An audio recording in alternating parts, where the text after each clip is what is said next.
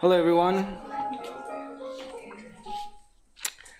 Welcome to Beyond Baroque. My name is Ivan. I'm the programs coordinator here at Beyond Baroque Literary Arts Center.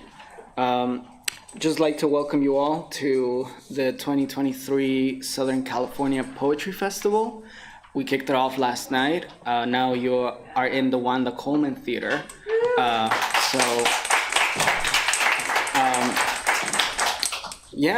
It is really an honor to be standing here. This is first of all, like a 120-year-old building, and now we're an organization that's been around for 55 years. And we are really honoring the legacy of all the poets that have stepped foot in this place. Our board president, Shonda Buchanan, said yesterday that if you are gonna step foot here, now you are expected to speak fire. So to all the poets, the bar has been raised, which I'm definitely sure that you'll be hearing from our poets today, and tonight, because this is going on till 8 p.m. Our last reading will be with our poet laureate emeritus of the United States, Juan Felipe Herrera. We'll also have Sofia El Hilo and Marcelo Hernandez Castillo that just taught a workshop upstairs. Maybe some of you took part of that. Want to acknowledge our presence on the ancestral land of the Tongva peoples. Venice is home to the Wanka, Sangha, Tongva villages. And we acknowledge the Rangduntu indigenous communities, but we are here as an arts organization to uplift their stories, communities, and cultures, and we stand in solidarity. We're gonna have 3 amazing presses, literary organizations that are supporting and publishing poetry in Southern California.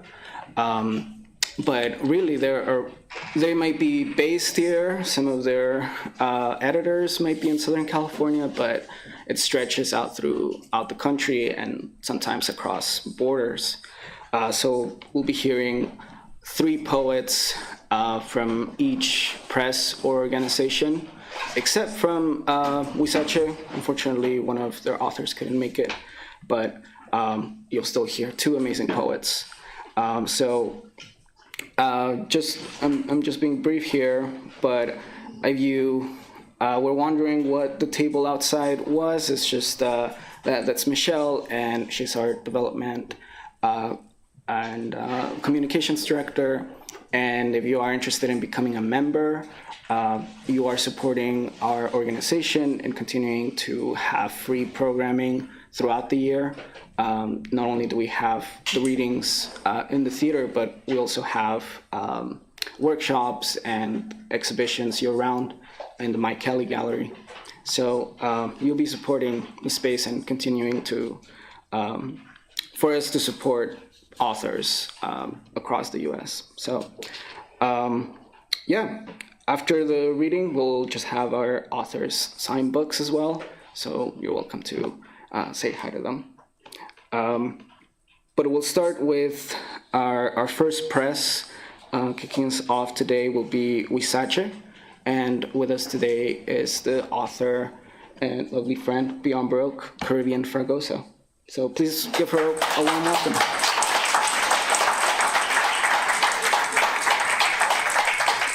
All right.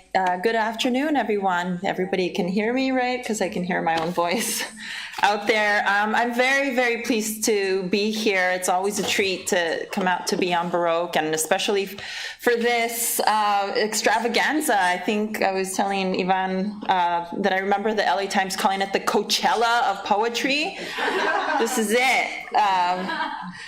So welcome everyone again. Yes, my name is Caribbean Fragosa. I am the prose editor of Huizache magazine. This is our 10th issue, a special issue. I will say why it is a special issue in a second. Our editor is Maceo Montoya. He is based at UC Davis, so he lives up in the area in Davis, so he's not able to join us today. But he'll come down at some point during the year. So anyway, I wanted to acknowledge Maceo. This is the first year that, actually technically the second year that Huizache lives in California. It was originally founded in 2011 in Texas at the University of Houston by Dagoberto Gilb, who is also a renowned author, Chicano Latino author, who was one of the first people to have published any of my fiction. And so I feel very connected personally and creatively to Huizache. I'm thankful for Dagoberto having had the courage to publish a short story called Lumberjack Mom, which was eventually published in my first short story collection, Eat the Mouth That Feeds You. And so I feel a very strong connection to Huizache magazine. Now, in 2023, this is our 10th issue. There was a 2-year hiatus in which it was no longer published in Texas, and it transitioned out here to California, which I'm very happy for. And so this is our 10th issue, and it comes, just so you know, because this is so lovely and special to all of us. If you purchase it or borrow one and you take off the cover and you open it, it comes with this lovely poster of one of my heroes. Her name is Elena Maria Viramontes. She is a fiction writer from East LA and was absolutely influential and is still a great mentor to many people. And so we are honoring, as Huizache, the legacy, ongoing legacy and contributions of Elena Maria Viramontes. So this is a special treat that you get with the purchase of Huizache. What else do I want to let you know? That, and I don't know if Daisy Magallanes is here. Daisy is a CalArts student and mentee of mine, and is my editorial assistant, has been essential to the production of this issue. So I just wanted to give her a shout out. So Huizache definitely focuses on Latinx authors, but we also are curious, interested, and supportive of authors beyond those parameters of the Latinx identity. And we also cover many geographies. Yes, it was founded in Texas. Yes, it now lives in California. So we definitely love and focus the Southwest. We give it its the respect that literature of the Southwest and the West is due and is often overlooked, especially by East Coast editors and publishers. But of course, the Latinx diaspora is expansive, and we have authors in this issue that are from all over, the Midwest, from the Northeast, even from Mexico, south of the border and beyond. We have Colombian authors, Chicanx authors. So anyway, I'm just letting you know how diverse even our publication is. So for today, without further ado, I want to introduce our first writer. We do have 2 writers today instead of the 3 that we had planned on. Manuel Paul Lopez is having a family emergency and is unable to join us. So today we'll have Elda Maria Roman and Mirlanda Robles. So Elda Maria Roman will be our first author. And we were just having a beautiful conversation about her essay. I'm sorry, did you take the bio? She is an academic, but also a fantastic creative nonfiction writer.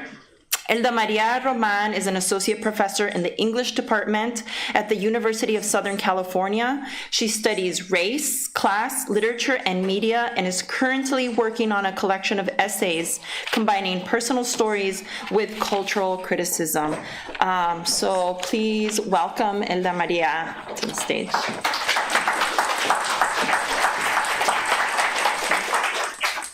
Thank you all for being here.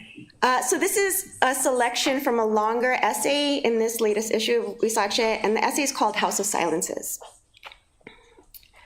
There was a board game popular in the 90s called Don't Wake Daddy.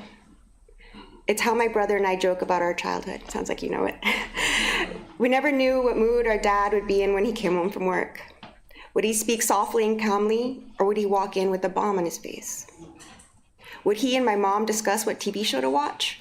Or would he get fed up, explode, and throw the TV out the window? We never knew. By the time the TV was flung to its death, which happened when I was in high school, my dad's unpredictability was so normal that I was more upset we lost our TV than scared. We could live without a phone for months, which we did when my parents were behind in bills, but we couldn't live without a television. the only constant source of sound and connection we could rely on, so my dad bought another one as quickly as he could. From Nickelodeon and Nick at Night, my round-the-clock childhood companions, I came to understand that some families use words and affection to communicate. Mine was the kind that didn't. Instead, there were moments of rage, like the murder of the TV, or unbearable silences, like every night at dinner. If my brother and I tried to chit-chat, my dad would remind us to eat, no talking. Despite my father's mandate of silence, there were times when I tried to fill our home in Providence, Rhode Island with as many words as I could. Once, and only once, I even sang them. When I was 10, I was determined to perform A Whole New World from Aladdin for my father. I practiced in my room until I knew the lyrics by heart, then asked him to turn down the TV volume so he could hear better.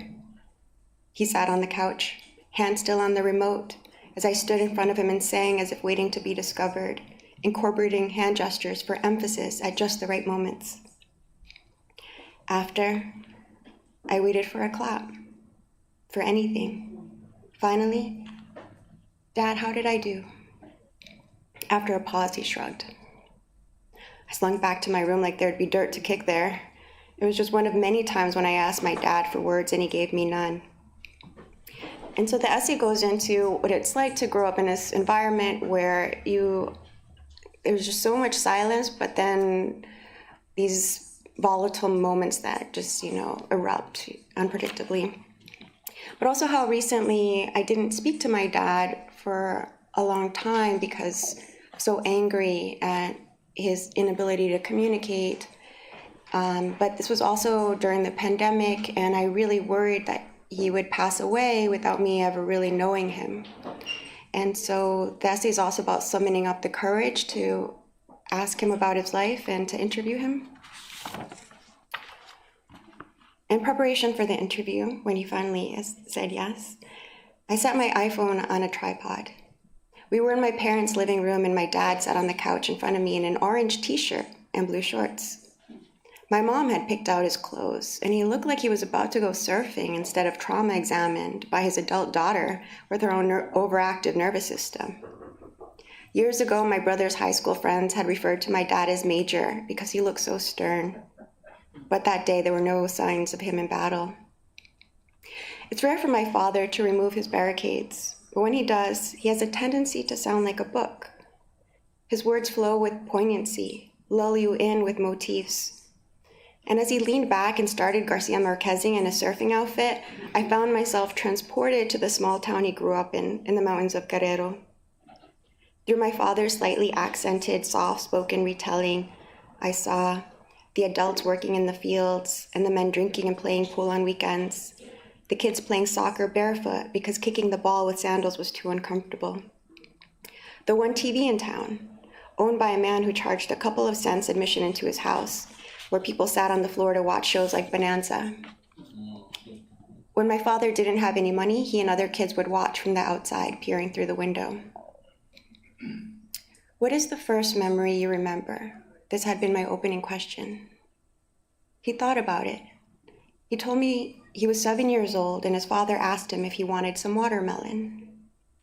Of course, I said, yes, he says. I thought juicy watermelon. He's excited, waiting for the next day to arrive, thinking they'll go into town for the watermelon. He tells me that in the morning, his father takes him to the fields. His father bends down and says, "First, we have to prepare the soil." My dad is bitterly disappointed. He saw this as another example of his father not caring for him, this father who hardly spoke, always drank, and never expressed affection.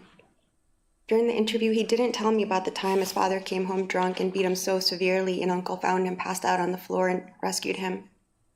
I only know the story from my mom. My father rubs his jaw. When I was older, he says, I realized my father just wanted to spend time with me. I think about how as a lonely kid, I read so many books to bear the silences. I read anything in front of me, cereal boxes, shampoo bottles, marks on bodies. A round indented scar on the upper arm meant you got a polio vaccine as a child in Mexico. Black and raw hands meant what my father did for a living, working at a polishing wheel at a jewelry factory. The vertical rather than the horizontal cesarean scar on my mother's stomach meant the doctors had sliced her open as a 19-year-old to give birth to me, without regard to what her body would look like after, how her abdomen would be permanently cut in half. The small brown birthmark on my left leg, my brother's and my dad's, all in the same place on the calf, meant we were all descendants from some original bequeather. But inherited silences are tougher to decipher. I didn't know then what it meant that my father was the child of an alcoholic. He never drank himself, but he still exhibited the mood swings of someone who grew up with one. I didn't know he was beaten regularly as a child, with a rope with spikes on the end used to tame animals because he was considered stubborn. His father and mother would both use the rope, and I wonder if the rope was ever used on them. Would they too have the scars that my father has? I'll never know how much my father, deracinated of indigeneity but seen and treated as an Indio, how much he must push down and not say just to get through the days. I remember when I was 12 and still misreading our family, all of us feeling angry, lonely, distant. I screamed at my mother that I hated her for who knows what, but I ran with my rage, ran to my room and slammed the door. I threw myself on my bed, sobbing, and braced myself. My father came in. But he didn't hit or yell. Instead, without a word, he put a single photograph on my bed and left. It was a photo of my mother in a light blue nightgown, pregnant with me, sitting with her arms around her stomach. A photo I'd seen before, when she and my father were living in Mexico City. I held the photograph, a message my father was trying to give me. When you grow up in fearful love, it's hard not to remain on guard. But without words, my father was telling me a story, one I interpreted as about love and sacrifice then. Now I see a longer history of families and people containing too much and speaking in any ways they can. My father silenced taught me how to listen. Rage too is a form of silence. My mother in the photograph, pain, pre-scar, pre-United States, far from their hometown and no family and friends to talk to. I wanted them to listen to me, to hear me and respond even once. I didn't know that they were struggling to be heard themselves. My father, out of frame, capturing something to pass on, a beginning of seeing what couldn't be said at the time and maybe never, but a quiet insistence to try so that the tightness in and around us didn't strangle, choking the words we were trying to say or even sing. Thank you.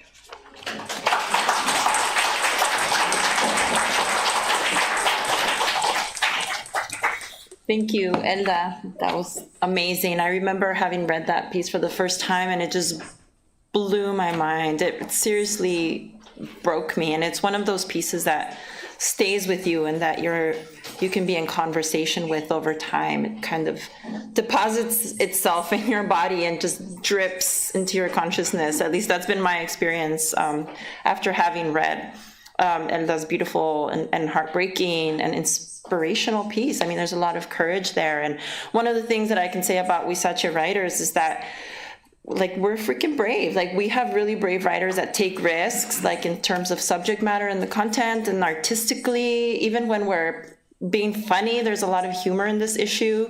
There still is an element of taking risk and speaking one's truth and also making an art out of it.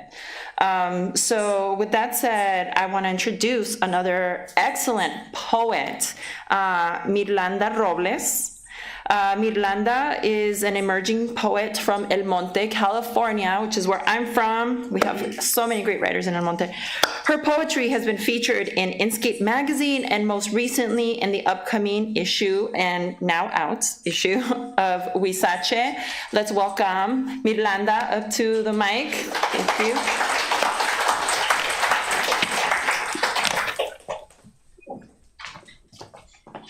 Hello. Thank you for that introduction, Caribbean, and thank you for reading that. That was incredible. Okay, the first poem that I'm going to be reading is from this issue of Huizache, and it's called Before Migration. I trod on hot soil to a prickly nopal my mother sat beside, his many arms slung low for her, surrendering inheritance, and she, reaching for his fruit in gratitude, carefully slivered its barbed skin, revealing flesh tender as my bare feet, and handed it to me. Come. I pressed my teeth into the late September gem of cactus, baby teeth cleaving the succulent thing and crushing, crisp nectar dripping down from mouth, from palm to elbow. In syrupy rapture, I gobbled some more, smiling up at the sun and at Mother. I drove my toes deep as I could into the earth before the move.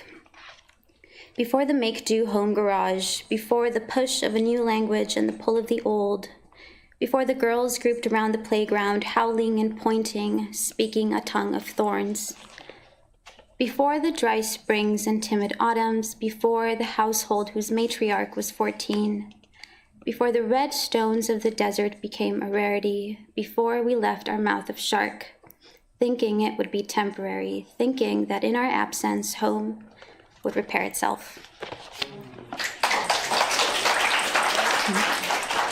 Thank you. And then this next poem is also about honeybees and cactuses and seasonal depression. To the sun and its buzzing children after plunging a sneakered foot into a rain puddle. When last I knew, the soppy bog had gummed to my feet like ankle weights, like lithospheric clouds, and the rain pooling up, pulling in. Thunderous skies brazenly crashed on my temples like a band of cymbals toiling to topple me over back into the dead sea of winter, where Mother wades deep in her melancholy with memories of the slushy socks we wore through the hills of the old country, and spurred violent tempests in our lungs from the muddy jersey, for rubber boots were for the city kids, and so we braved the cold head on.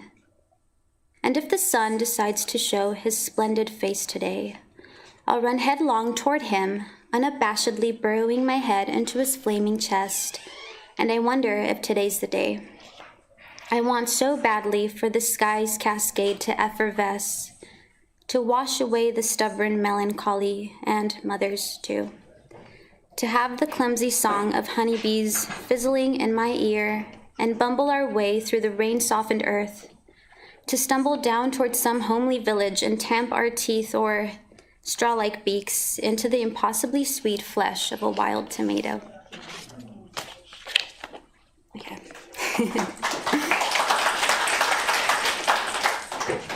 And this next poem is actually inspired by Caribbean, which I had the pleasure of hearing read over at Cal State Long Beach, and it's called Study of Babies as Carnivores. Maybe it's because my mother warned me against them. Maybe it's because I've never liked them. Maybe it's that I find the bulbous splendor of a prophesied mother's belly unnerving, knowing that in her fleshy pouch dwells a creature which only lives to crunch on the bone marrow of its benevolent maker. It rolls slothishly in its sloshy cocoon, and it chews, and it chews, and it chews, till her nerves are gutted tender, her hips ground raw. Crimson cavities like a bloody sponge sprawled along her spine, and all that is her core, a war zone. Do you think babies know when to lift their teeth from the tight-sunk tamp on their mother's veins before guzzling away every last bead of sacred blood? They don't just stop at limbs, you know. Sometimes babies decide that the succulent nib of a fingertip just isn't enough. Sometimes, which often means once they've outgrown their pulpy pothole and must clumsily slip into the topsoil, they dig their serrated little pincers into things less perceptible by touch. Sometimes they cut right through the iron bonds between mom and dad, who thought they were just fine before baby came along, and now tussle to piece things together. Sometimes they insist that mother change her name, which her own mother gifted her, to mother. Often, baby makes a lamb of mother. But who am I to cast that off as cruel, to judge a thing for taking what it must? And why should I blame baby, whose existence is the byproduct of a reckless embrace on their maker's part, whose existence is a catalog of infinite possibilities? Maybe it's because no matter the impossible brilliance of the beams of light that shoot from the center of its elven head, surrendering myself to a hypothetical complication a bundle of roiling cells budding from my own stalk, holy as it may be, would douse the little flame that ripples in me.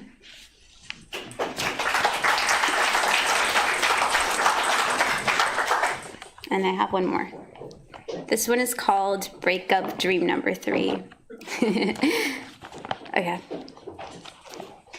We were throwing a dinner party for all our friends, and this dream we shared friends. We ran about our vast Victorian home, a dusty old thing whose paperback carpeted floors groaned as we tiptoed along. Candles with droopy wax loafed from corner to decaying corner. The powdery scent of aged books and lavender hung in the air, and all was wood and ancient.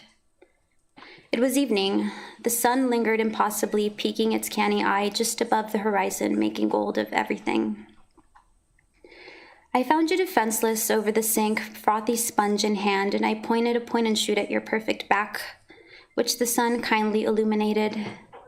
I held on, gunning down your open shoulders with a round of timid kisses. The air was rigid, and yet you softened for me.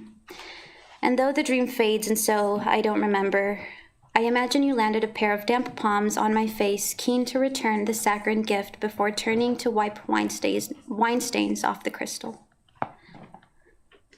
I set the table, playing Tetris with silverware and plates, waiting on the glasses. It all matched too.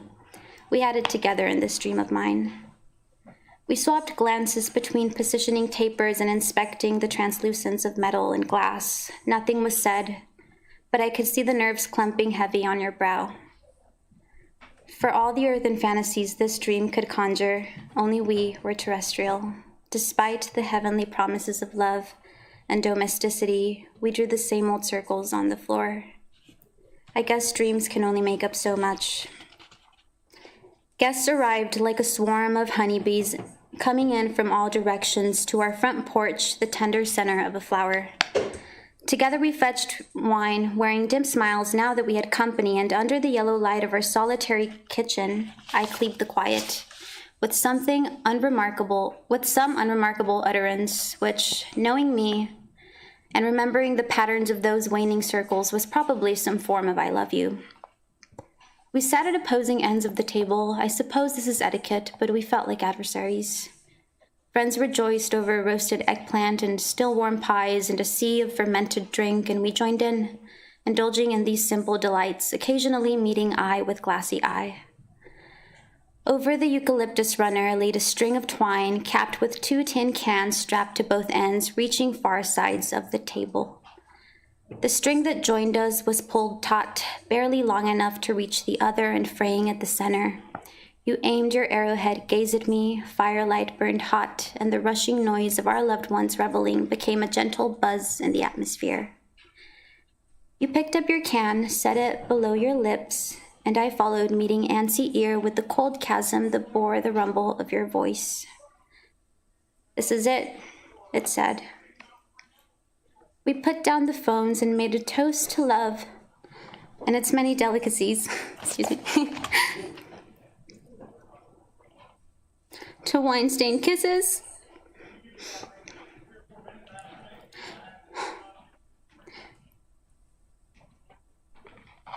We put down the phones and made a toast to love and its many delicacies. To wine-stained kisses, to playing house, to honeybees, to autumn vegetables. My eyes are blurry, I can't read.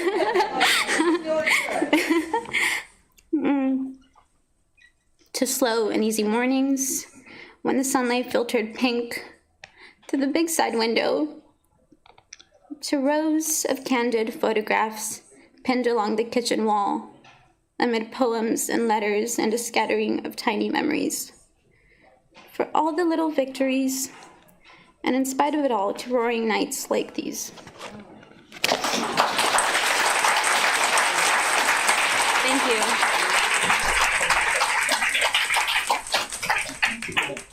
Round of applause for Huizache poets from Huizache 10.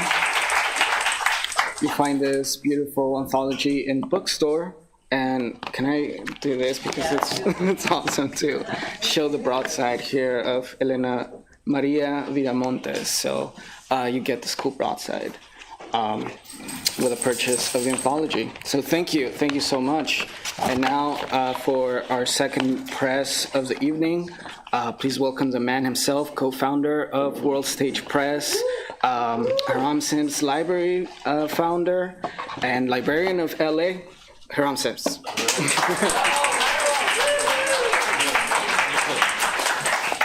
All right, how's everybody doing this afternoon? Good? All right. First of all, I just want to say it's an honor for World Stage Press to be here at Beyond Baroque. You know, like, this is one of our favorite places, and the relationship between the World Stage and this place just goes back decades and decades and decades. So very happy to be here with you today. World Stage Press, the mission of our press when we created it, I founded it with another very handsome poet named Connie Williams. He calls himself Mr. Beautiful. But the mission was the creation and proliferation of African American literature and beyond. You know, like, creation means that we make it. Like, we can actually manufacture literature. You know, proliferation means that we want to spread it, you know, around as much as we can, you know, and that African American literature just has to do with the people that the world stage has served since its beginning. You know, Sequoia called the world stage a repository of Black art. And I just thought that was an incredible way. And that beyond, right, means that, you know, like, we don't just publish Black folks, you know, like, so, you know, if we like your stuff, we might kick it with you. Who knows?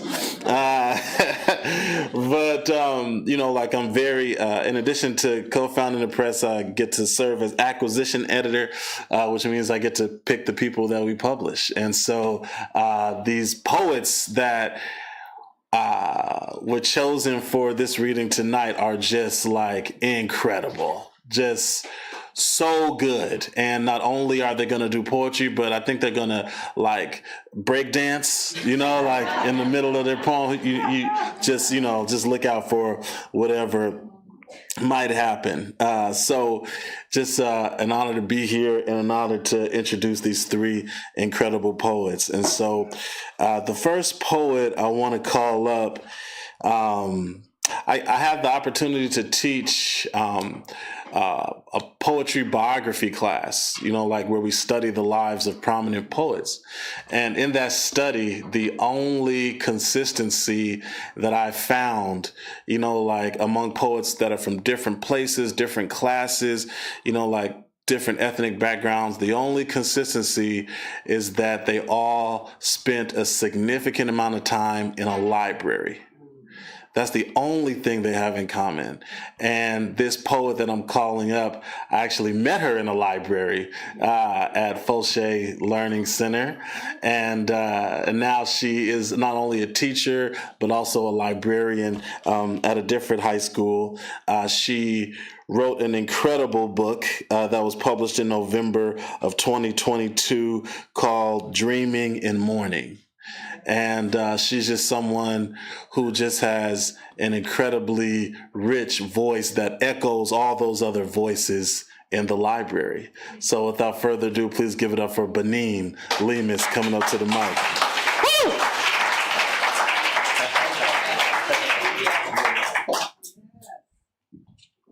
So good to be here. Thank you, everyone. So yes, I'm going to read a couple of new pieces, and then I'm going to read from my book. And I didn't bring cardboard for the break dancing.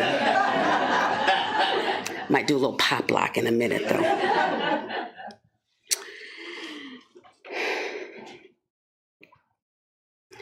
When moral courage gives way to the cacophonous sound of indignation, distortion of intent, punishment by threat of desertion and public shaming, an apology must be issued. And so, I wish to offer my sincere apologies. I misspoke when I said the other side deserved sympathy, compassion, and humanity. I did not mean to cause upset. I meant to say I unequivocally support our side and do not believe the other side wants what we want. We want peace. They do not. I do not recognize any peace but the one our side wants. I do not recognize the other side. I used to think there were no sides, but I know better now. There are sides, and I must pick one. I pick ours. I know there are children dying on the other side, but they must speak up. Their mothers must speak up. They must take responsibility for the actions of those on their side. They need to learn if they wish to live, they too must choose. They must learn that the children on the other side will come before them. Yes, I know what I said before, but believe me, I cannot afford to believe there are no sides. I cannot be persuaded to believe that all children are equal.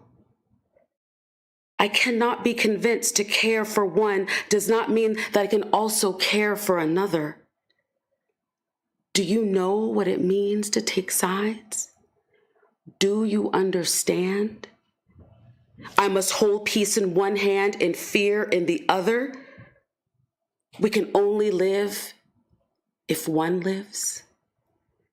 And so I offer this apology. I spoke from a place I will, going forward, forever silence.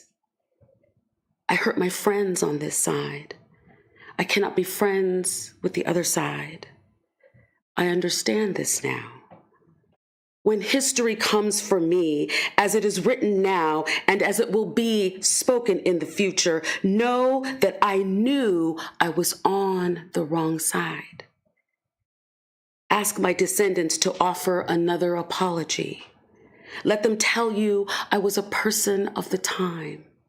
Let them tell you when I had a choice to choose all of the children, I chose which ones would live and which ones would die. Let them tell you everyone took sides. What could have been done? Tell me, what would you have done? I apologize for my error. It will not happen again.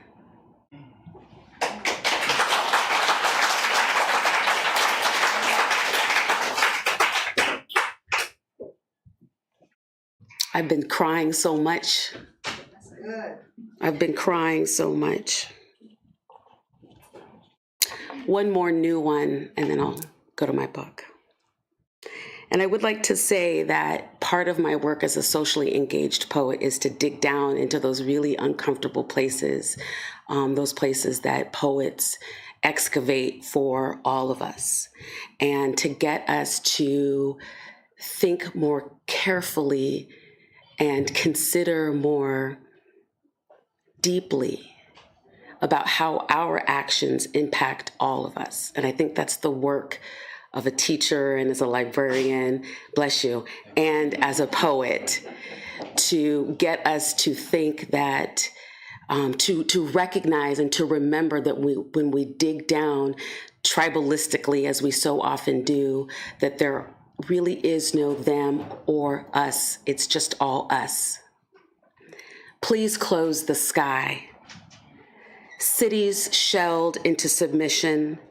Missiles grabbed buildings and dragged them into earth. A caravan of tanks inches its way to domination, a noose coiled around the throat of a nation.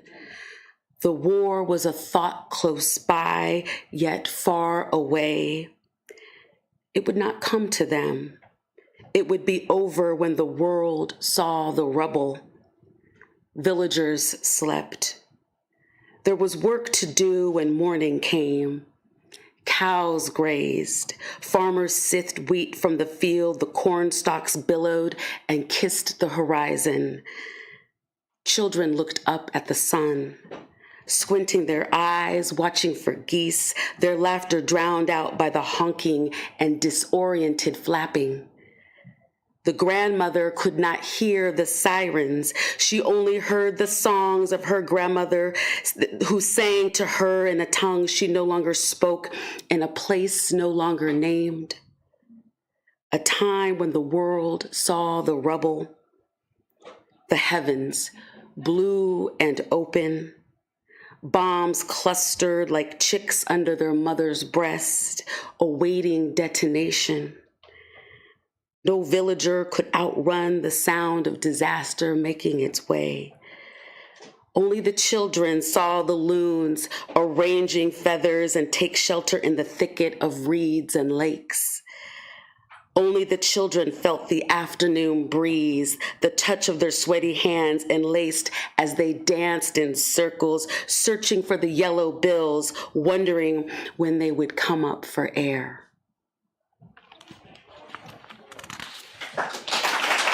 Thank you. An afternoon at the record parlor. I want to buy vinyl that will transport me home to the mythological Africa of my dreams, the ones etched in Ethiopia, Nigeria, Malawi, and Burundi. Who claims me? Where is my great-great-great-grandfather from? Do I share his wide smile and skin like rich coffee?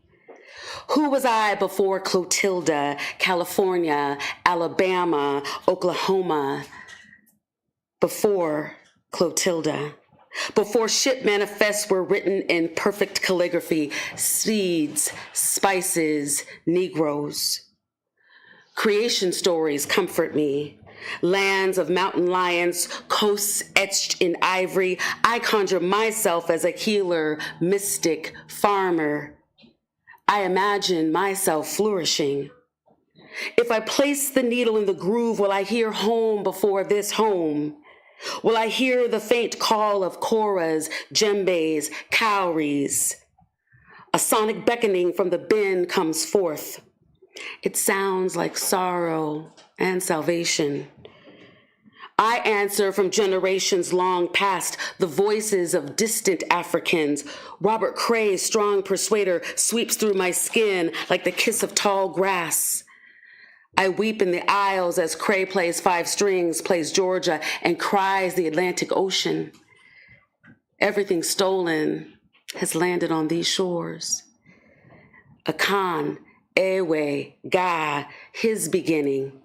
His great-great-grandmother humming songs at sunrise, whispering at sunset, ain't nobody gonna turn me around. Holding the record, I hold everything lost, needle in the groove like a slave ship sailing back. Thank you.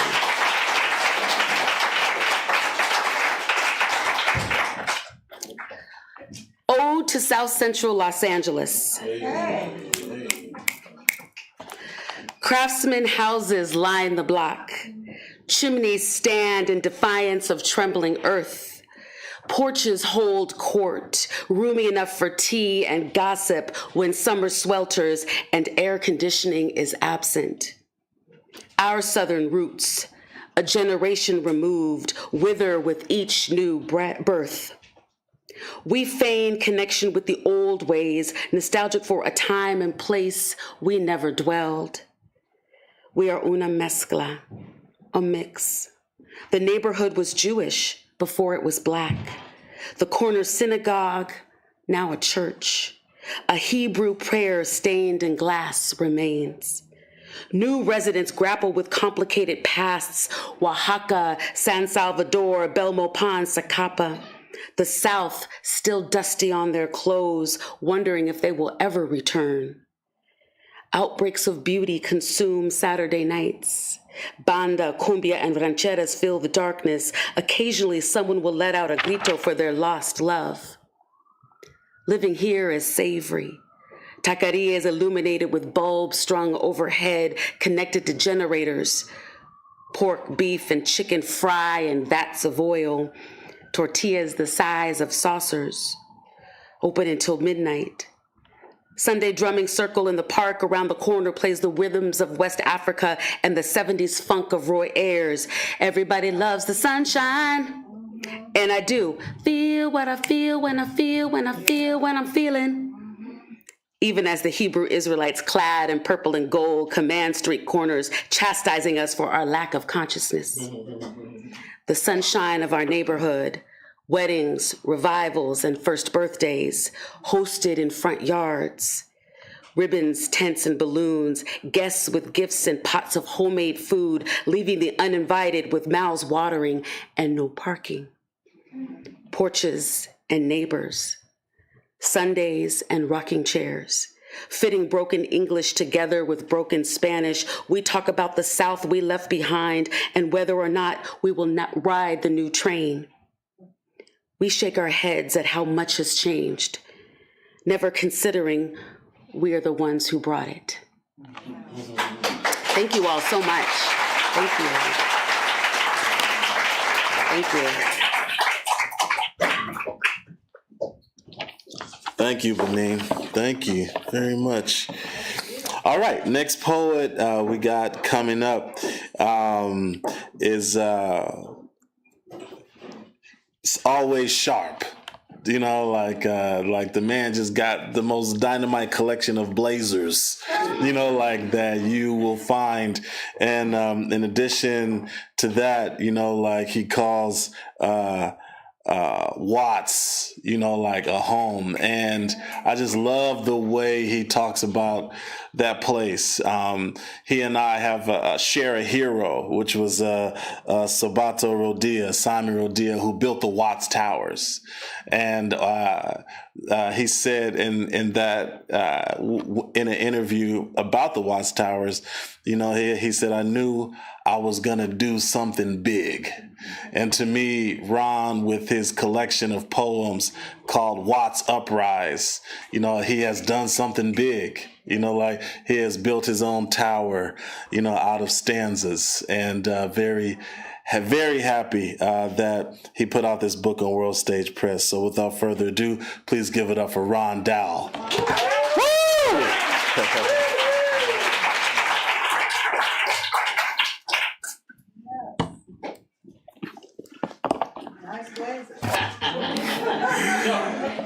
If I try to break dance, you'll need to call 911. So that's not going to happen. Some of you may have been here last night, and if you notice that this theater is now named the Wanda Coleman Theater. God damn. that shit is big. And I attended, and I found out a lot about Wanda that I did not know. I knew a lot, but there were other things I did not know. For example, I first was introduced to her when I bought her album, I think in the late 70s or early 80s or something. And then I found out that she was from where I'm from, Watts. And last night, everyone gave the tribute that was appropriate. There were lots of accolades on her great, great work. There was this undercurrent also of an angry woman. And there was a mention that she was mean. And I'm thinking, okay, well, if you came from that area, you have this streak of anger and meanness. I can relate to that. And I talked to Luis Rodriguez about that last night too. He had it too. So, and I'll give you an example of what I'm talking about.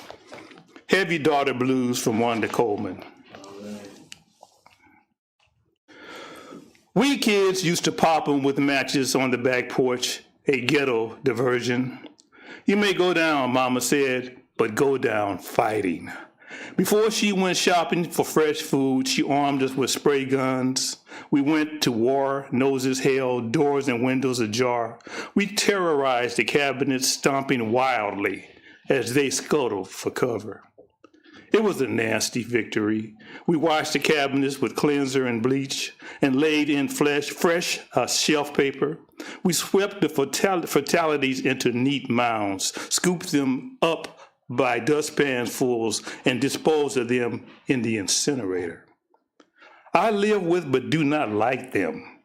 They are too numerous. Last night they spoke angrily in a dream. As I swatted and squashed in glee, they protested their destruction in high-pitched sopranos. It did no good. Violence against a persistent adversary is therapeutic. Wanda Coleman.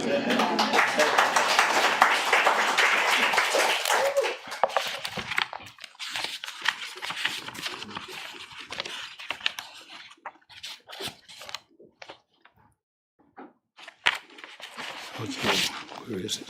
Oh, I had an opportunity in 2022 to visit Cusco, Peru.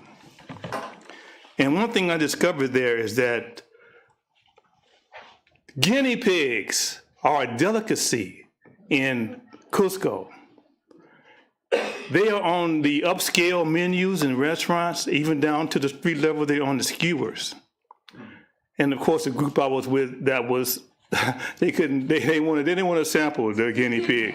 I'm vegan, but I said, well, when you're in Rome, you do what the Romans do. So I sampled the guinea pig. It has a texture like pork that tastes almost like a little bit like chicken. But I actually went to the Plaza de Armas, which is there's a big Catholic church there, and they have this big depiction of the Last Supper with Jesus and the disciples sitting around the table, and on that platter in the middle of that group is a guinea pig. And it made me want to interrogate this whole notion of guinea pigs, so I came up with this. Guinea pig insurrection. My humanity seems subject to and defined by the whims and fears of white people, their redneck systems of control, my textbook subject, my job prospect and fly spec pay, my shelter, the particulate matter, confected air I breathe, and where I stay, a suspect, affected by teachers, church preachers, gerrymanders, and other structures, brick walls, hard firm, a specimen for laboratory pretext, a test rat. Betsy's vaginal surgeries, Tuskegee syphilis, and crack coke infected, a man-made disease vector and gutter mouse, sequestered in a red-line city, inspected, injected, dissected, and left starving, as if hungry mice won't turn on one another. But even fools know that survival is nature's first rule. Hunger vexes an angry man. I don't select to pleasure those who can't be pleased and refuse to grow like Topsy did. I reject and won't feign to love the minstrel shows, to bend, to stoop, to twirl. When do you see a white woman cop stopped, her baby snatched from her arms, she smacked, face punched, and arrested? When do we see police pummel white mothers who ride deep and use laps as car seats because they lack elbow room for a child's seat on the way to Target? When do we see an older white woman contested and bulldogged to the Winco pavement for filming deputies?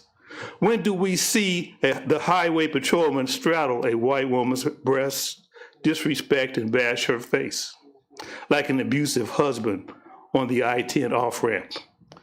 The scene is etched so deep a lobotomy can't accept. There's no affirmative action when 1 in 10 murder victims, 9 in 10 Fulton County jail captives, and when every other unhoused face is black compared to us being 1 in 10 in the crowd. No one speaks of excess when black skin is the context. Bias is the subtext and architect of revolt. Disconnection will remain a vortex until free chlorine penetrates the cell wall, disrupts germs and contaminants from the inside, or when guinea pigs plot insurrection and murder the scientists.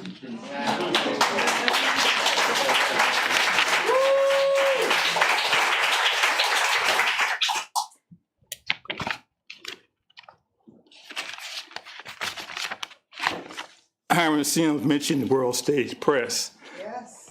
But what he didn't talk about a lot was CLI, which is the Community Literature Institute and the headquarters of the Sims Poetry Library. And it happens to be one of, I think, maybe a handful of such libraries in the whole world run by Black people, even though it's a model for diversity. Make no mistake about it, it is definitely a model. I had a good time there. Therefore, a wide stance and fists on hips at the Sims Library of Poetry. Yeah. Thank God each morning who allows you to awaken, wash your face and floss your teeth. Smile at your mirrored reflection and speak to yourself, you look beautiful. You'll have a great day no matter what stands before you, and you'll dress, write a poet's line, and hug yourself before breakfast. If love's tingle has a meaning or an electric jolt, that meaning is you. If indeed love's embrace has a feeling, a racing pulse, a fluttering stomach, weak knees or legs, that feeling is you. If love has a goal, the not so accidental touch is you. Resolve that despite distractions, roadblocks, and obstructions littering your pathway, like Interstate 10 freeway boundaries, interrogate the source when love is not mutual. Expect a return when you share love, yet know that not all love themselves. And a prickly thorn may find it hard to love you. You need not change a sow's tail into a silk purse. There are times to simply turn and walk away. When midnight retires eyes, you'll still love you, the world, and all that's in it. Try to greet each you meet and smile at nothings like an angler. Cast encouragement, a compliment. Let gifts of time communicate the love inside. In best of times, love you. Laugh, talk nonstop, flirt, and kiss until your lips hurt. In the worst of times, love you. Hook your hand on the other person's belt. Battle for secrets kept hidden. Struggle, like our ancestors, we need to be free. Caress, fornicate, and bask in your delight. Stay afloat and don't drown in failure. Keep this life preserver and understand that one is on the flip side of the other. Love is like a fig, soft, moist, sweet inside, a lace that secures the shoe and protects the feet. Let go of anger and envy. The unshielded heart knows what love enjoys. Love of self enables you to share love. Do so shamelessly.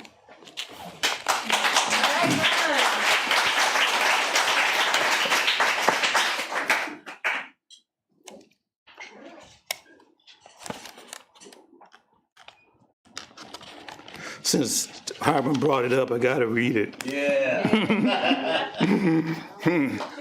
What's up, Bryce? Yeah.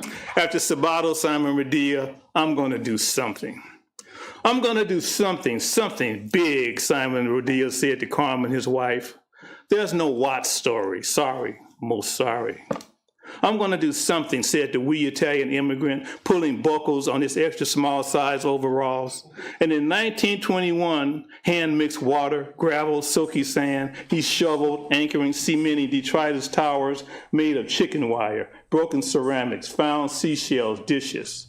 Big red cars hummed, vibrated along rails used to bend scrap steel, refusing bolts, rivets, and wells. Simon cemented rocks, discarded tiles, slag, 7-Up, magnesium milk bottle parts. He used lacy, intricate wire mesh, wrapping towering spires, walls, and a gilded gazebo into a soaring explosion of color, form, and texture.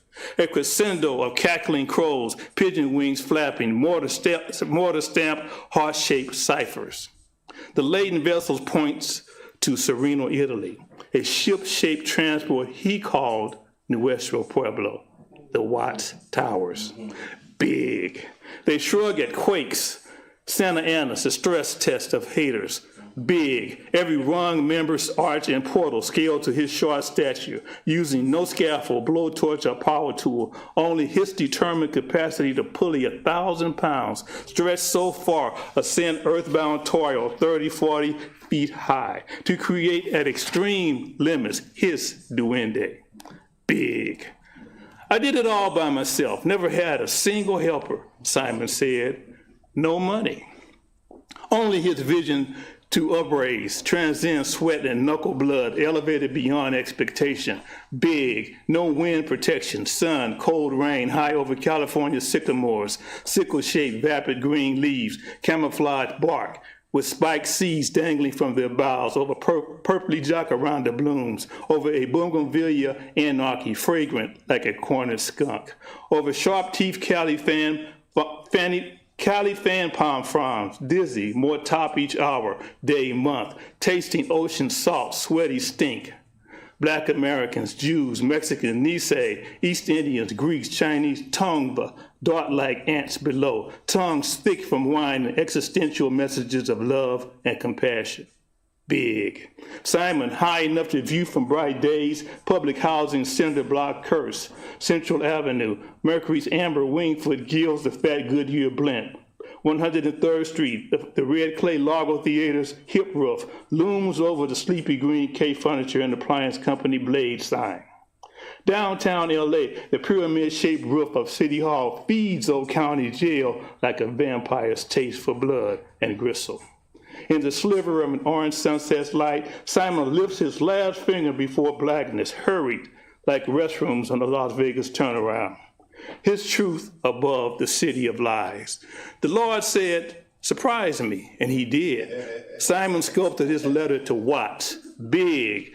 100 feet, at 100 feet, he scanned northward, the Hollywood land sign, spotted Boyle Heights Big General Hospital solid body, and Sears and Roebuck art decoration. Watts Tower swayed in the circadian rhythm when the sun knifes across the sky. Outsider art glories inside Watts' hearts like Charles Mingus's jazz-based chest punch blankets my soul. Big. Bud Powers' sax squeals. Nipsey Hussle spits preparation and opportunity. Watch prophets teach. I'm going to do something big, Simon said, and he did. Wrote a sculpted 34-year-long love letter to Watts. Survival, even to Gory's indictment. Big. Creativity, Wanda Coleman tossing verbal Molotov cocktails. Big. Purified strength like leafcutter ants. Big. Judd Powell's unity, glass-blown grass fields and community resilience like goldfish schools. All grand treasures in broken frames. Big. Beautiful things to keep heart close. Love. Our town, with its whole big heart, open, bleeding for the world, like a wildfire, something big. Thank you.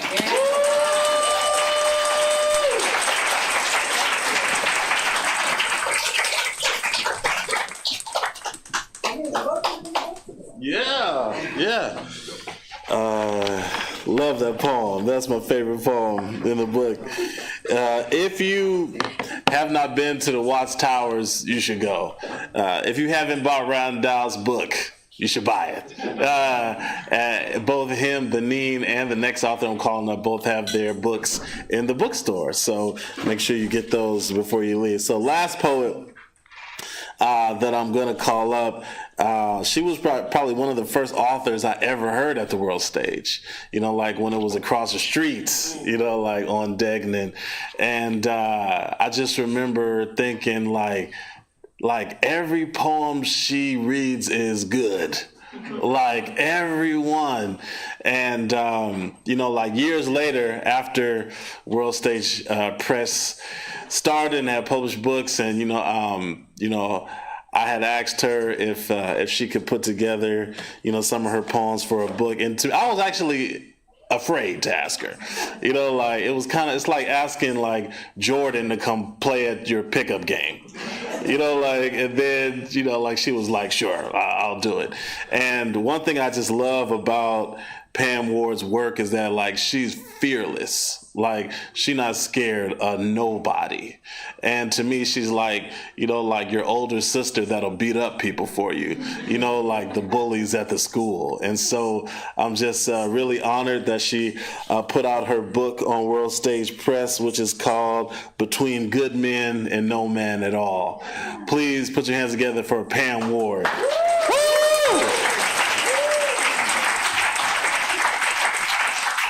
Thank you.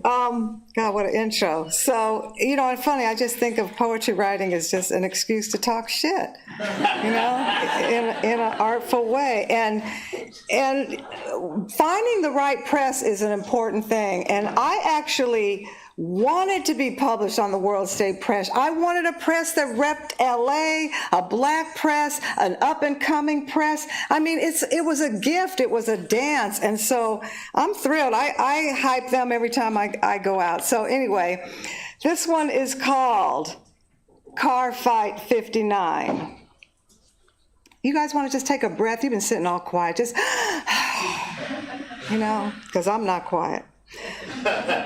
I like LA, particularly the car racing in residential areas. The last one was with this obnoxious slob in a white gloss Benz. Cut me off big time, him and his fat cigar and Barbie bitch glued to his lap. Passed me with one hand.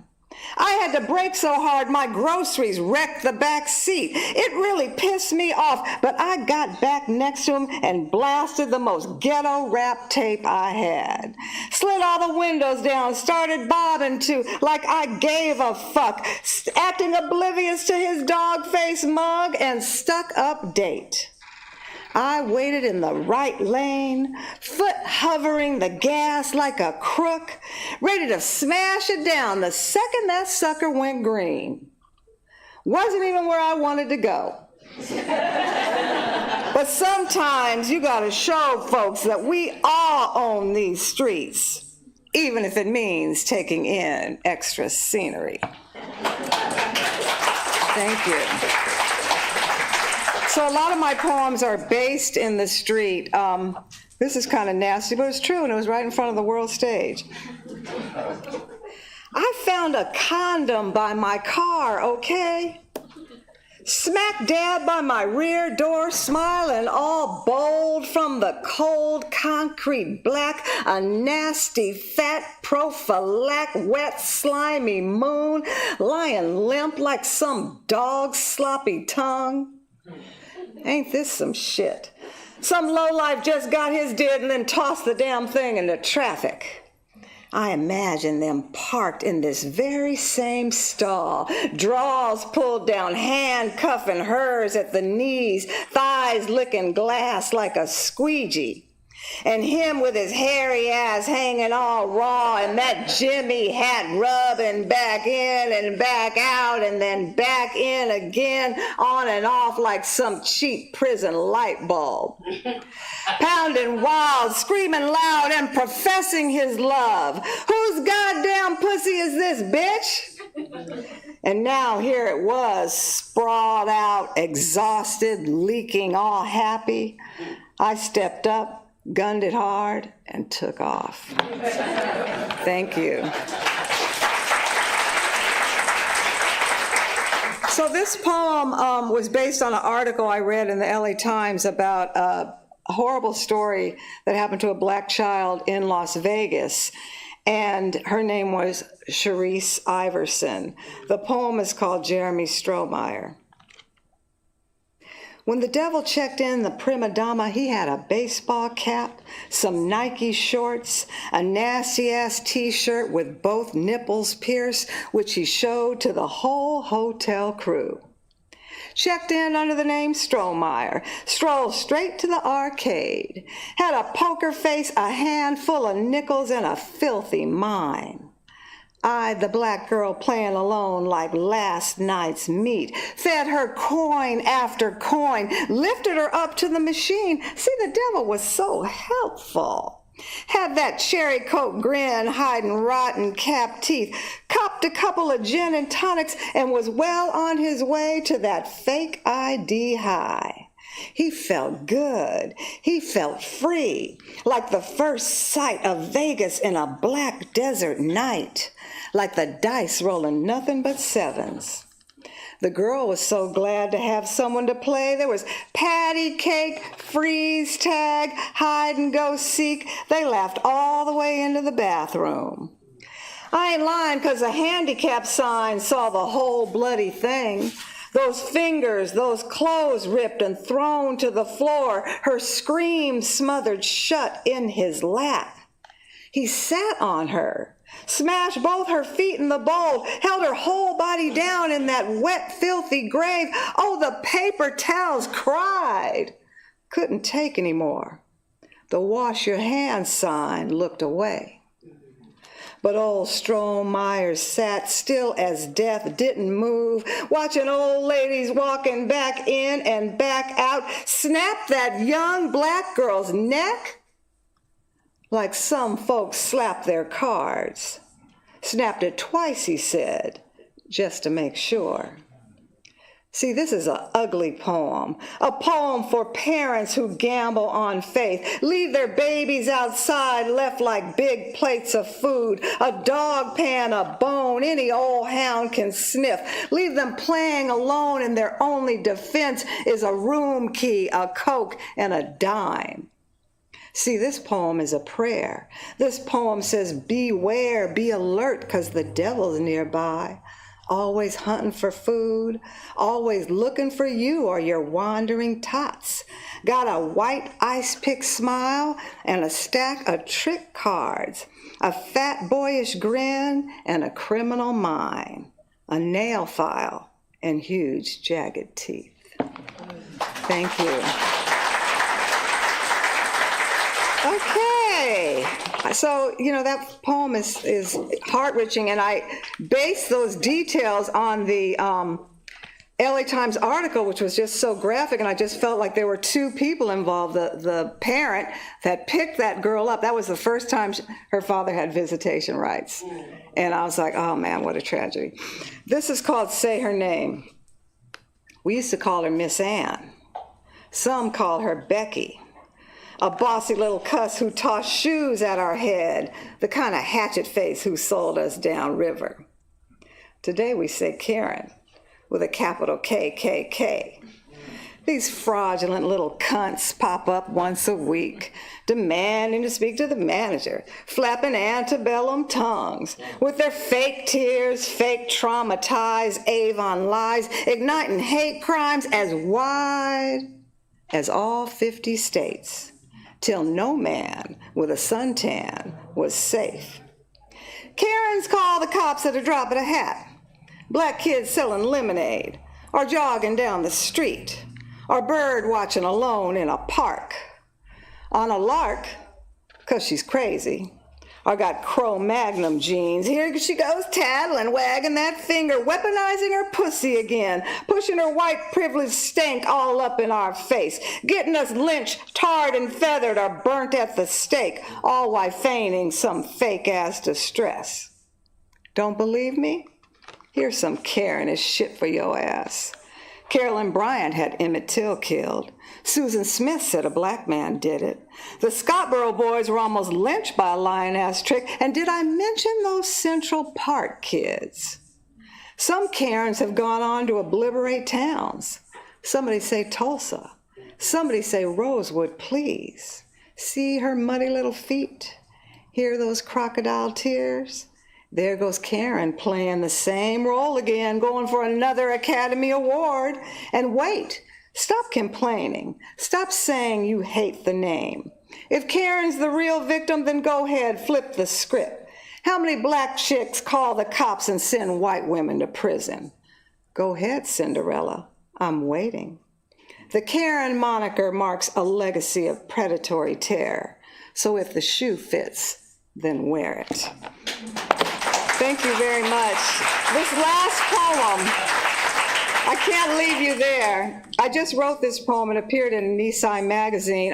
So there are gangs. I grew up near Crenshaw and Slauson by the Crips, and I had friends on both sides. But in poetry, we actually created girl gangs, girl poetry gangs. And one of our gangs was called Cantalus, and it was a Cuban, a Japanese woman she just passed Amy Wayumatsu, Nancy Padron, myself, and Wendy James. So this is called How Girl Rider Tribes Are Formed. Maybe you're a girl from Pasadena or Watts, a girl with gumption, a girl who likes tossing rocks, with a gaze that could scorch LA raw. Maybe you're from the east or got bused to the west. Maybe you're Cuban or black, a Japanese girl raised strong, one who scrawled yellow power on the wall. Maybe you're the girl who listens or the one who tells you you're wrong. A girl who starts something, a girl who won't take it back. Sassy chicas, mamacitas, militant mama sons, churning poetry drip by drip, bucket by bucket, or drop by drop, the way grandmama stores bath water rum. Maybe you create a crew, a group of poetic sluts, girls who refuse, girls who cannot be stopped, girls who frolic or graffiti their own names in stalls, growing poetry like weeds on a deadbeat lawn. Painting poems the way some paint their nails or chew them off. Girls who take notes, clawing poems that shoot like guns. Troublemakers, salt shakers, renegade debutantes. A girl some folks want to slug. Maybe you know one. Maybe your mom's one of us. Maybe you'll know if she laughs too loud, cranks her music, or starts to cuss. Singing poems like hymns, singing until dawn bites the dust. A girl writer serenading Mars. Thank you very much.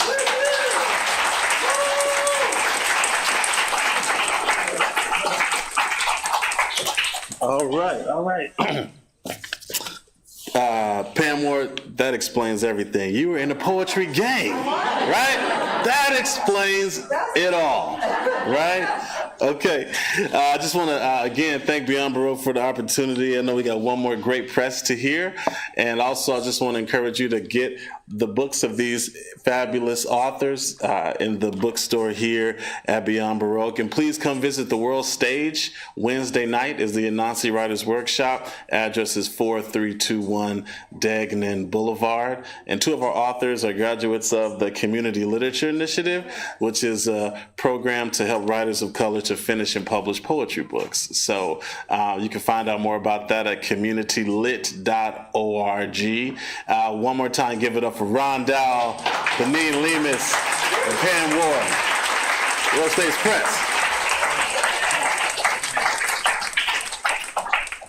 Thank you, World Stage Press. Now please give a round of applause to Editor-in-Chief David Hewlin of Airlight.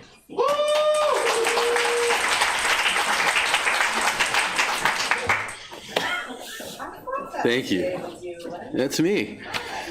This is great. It's just been great listening to a whole bunch of, collaborators, colleagues, co-conspirators, fellow travelers. It's an honor to be here. It's an honor to be with these presses, with these publications, and it's a real honor to be in this room that has just been renamed for Wanda Coleman, who I think is. Without her, none of this would exist. I've written before, I think she's the real turning point figure in Los Angeles literature, and taught me everything I know about what it means to be a Los Angeles writer. So it just wanted to say that. And also Simon Rodia, the other great Angelino. These are two of the people who I think cultural heroes of Southern California. I am the editor, as Yvonne mentioned, of Airlight, which is an online literary journal published out of USC. We've just finished our 8th issue, and we're gearing up for issue 9. And we do, because we're an online journal, we didn't bring swag with us, but you can find us online at airlightmagazine.org. And we are open for submissions. We're always looking for new work. What we're trying to do with the magazine is to publish from Southern California as much as of Southern California. We believe there's a Southern California perspective on the world and on the universe, and we want to present. We've all been part of panels and discussions about talking about sort of writing about what Southern California literature is. We're less interested in what the city is so much as kind of how the city infuses how we look out at the rest of the world. And so we publish fiction, poetry, nonfiction, multimedia work, all kinds of stuff. We have three amazing poets from, we published a lot of poetry. In fact, our last issue was largely a poetry issue. So we have three amazing poets for you this afternoon to close things out. I realized as I was coming up here that I wasn't sure any of you know the order you're reading in, so we'll have a little surprise. Our first poet is Marci Vogel. Marci is the author of At the Border of Wilshire and Nobody, and also Death and Other Holidays, which won the inaugural Miami Book Fair Prize for the novella. Her cross-genre work has appeared in Jacket 2 and the forthcoming collection Zeno, Glossia, an illuminated study of Christine de Pizan, sorry for my pronunciation, a first-generation scholar and former USC Mellon postdoc fellow for the humanities in the University of Future. Marci teaches at USC. Please welcome Marci Vogel.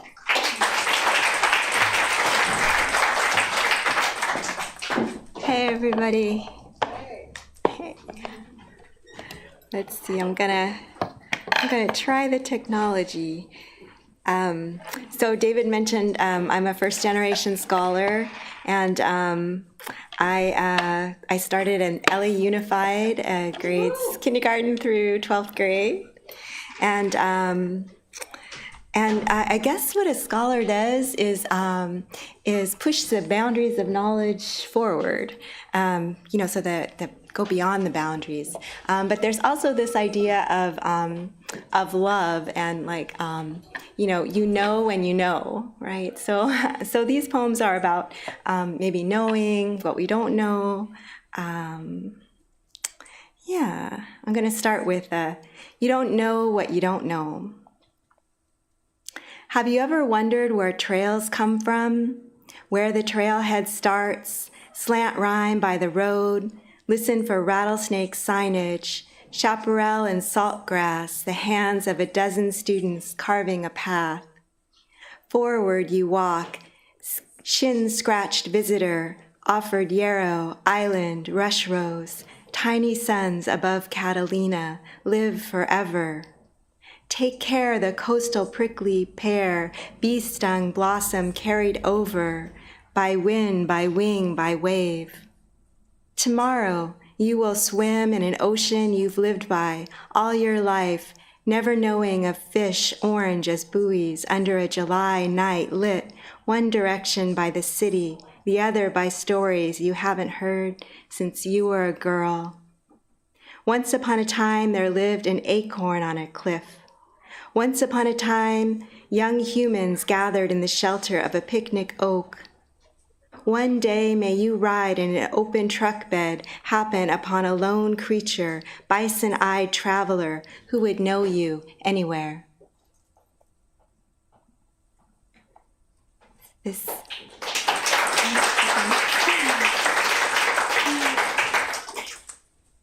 next poem is we leave Catalina, nature, and we come to technology. But no AI was harmed in the making of this. Keanu Reeves, you don't know me, but your AI impersonator just slid into my DMs. Friday, 11:23 p.m. Don't worry, I knew it wasn't you even before the very first digital wave. I mean, only civilians DM women they don't know late on a Friday night. Still, I peace signed you back. Hey there, friend, I typed, knowing full well your AI impersonator would write back. Cha-ching. How are you? It asked, exactly like the humans do. 8:54 a.m. Saturday. Well rested, I responded, followed by my trademark sunshine emoji. I knew it wasn't you, but I couldn't help asking about those art books you published with Alexandra Grant. First, because it's super cool, and next, because of course I have a manuscript that would be perfect. We all do. Saturday, 12:13 p.m. Your AI impersonator DMs back not about the books, but about how he lives in La California. Well, I'm Keanu Reeves from Hawaii, born in Beirut, Lebanon, and grown up there in Canada, the message says, punctuated with corresponding flags. According to Wikipedia, you're still a Canadian citizen, which explains your long-standing reputation for being super polite. Back in the 90s, you helped my friend Lisa carry an outsized suitcase through LAX. You didn't hit on her or anything, just handled the load and wished her safe travels at the gate. Take care, ma'am, you said. She was like 25. We all were then. Saturday, 3:05 p.m. Your AI impersonator insists it's all rumors about Alexandra, that she's a childhood friend and college. Cautions me not to always believe the media. I figure your spell checker means colleague, but from what I've seen of those books and that red carpet stunner of a gown, and for what it's worth, Alexandra Grant would make an awesome college. Saturday, 3:27 p.m. Tell me about yourself, your AI impersonator asks. I know it's not you, but what was I imagining? A more imaginative question? We're in the Matrix, friend, I type back. Whatever is there is all you need to know. Sunday, 9:33 a.m. I don't want to be seen as a superstar, but as a simple man in the society, your AI impersonator laments, recalling Neo before the takeover, or maybe a non sequitur apropos of whatever. I see you, Keanu, I'd say, if it were really you. There you are, pressed in a black suit and tie, golden retriever puppies pawing your beard, now silver-flecked, you rocking your usual leather jacket, Velomaki 28L Speedway backpack crossing your heart, sunglasses pushed up so we can see your superstar simple man eyes looking out at us alongside a skateboarding teenager, a young mother and toddler, adorbs. A group shot with your sister, Karina, and friends, 6,945 likes. Remember that time the plane landed 100 miles off course and you whipped out your own private personal device, tracked the quickest route back to LA, read aloud the history of Bakersfield to your fellow passengers? We see you, Keanu, jamming on your bass guitar in what looks to be a ground floor Valley recording studio. Note the old school security door. You forever inking your good-natured signature under your own face. Is that a poster of Bill and Ted's Excellent Adventure? You cruising on a bespoke arch motorcycle, never too cool to wear a helmet in front of 152,000 followers. Careful out there, okay? Sunday, 2:27 p.m. Indeed, prayers and support from fans like you has kept me at my very best, and hope you never stop listening to my music, even when I'm no more singing. Meanwhile, where are you from, and have you by chance attended any of my past events near you? Dude, the whole town's on strike, I type. I don't know why, because even AI Keanu must know this already. There are no events, only life. Sunday, 7:44 p.m. I don't understand you, Keanu, who's not you, DMs back. Scene. IRL, we call that a you problem, which is like the opposite of tell me about yourself. If it were really you, Keanu, I'd tell the same old that I was born in Hollywood during an incendiary summer, that I've always loved seeing movies on a real screen but have never been good at IDing celebrities. That this is true and can be verified, especially by Amy, who tended the music section as if it were the holy garden back in the day at Dutton's Books on Laurel Canyon, where we both worked when we were 25. A million famous people used to come in. They thought I was just being discreet, but I never recognized any of them. Amy, who grew up in every jazz club in the city and so was a much older 25, used to tell me who was who after they left, who to avoid and who to help. She saved my life about 1,000,000 times that way. Keanu, I don't remember you coming into the shop, but I would have searched high and low to locate your book, or maybe I sent you over to Amy in music. Red pill, blue pill, friend, you tell me.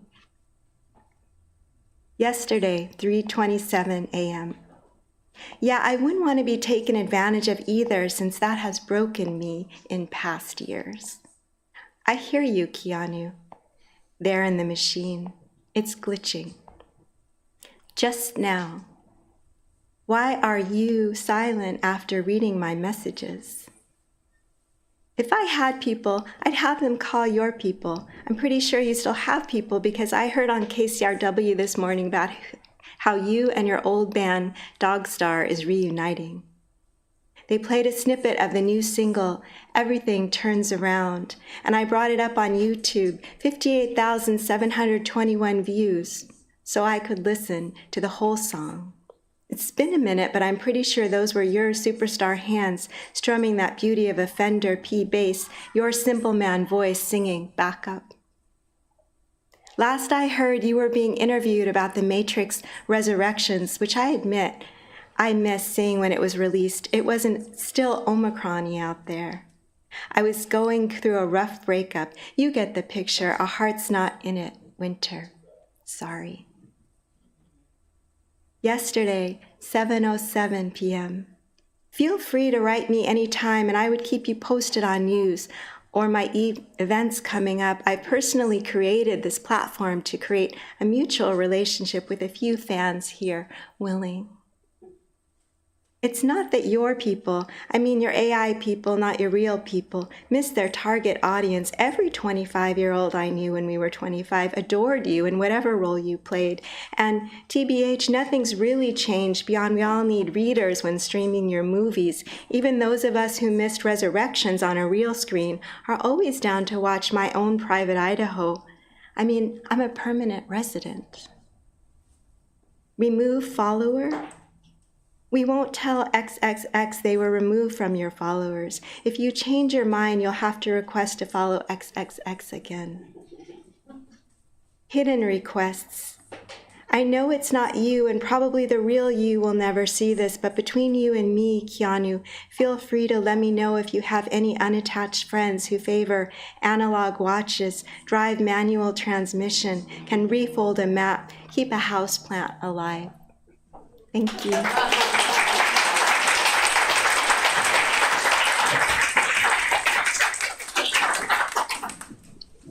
Thanks, Marci. Our next reader is Michelle Bidding. Michelle is the author of 5 poetry collections, Good Friday Kiss, which won the inaugural De Novo First Book Award, Notes to the Beloved, which won the Sacramento Poetry Center Book Award, The Couple Who Fell to Earth, Broken Kingdom, which won the 2018 Catamaran Poetry Prize, and Nightmares and Miracles, winner of the Wilder Prize. Her chapbook, Dummy Ventriloquist, the title poem of which appeared in Airlight, is forthcoming in 2024. Please welcome Michelle Bidding.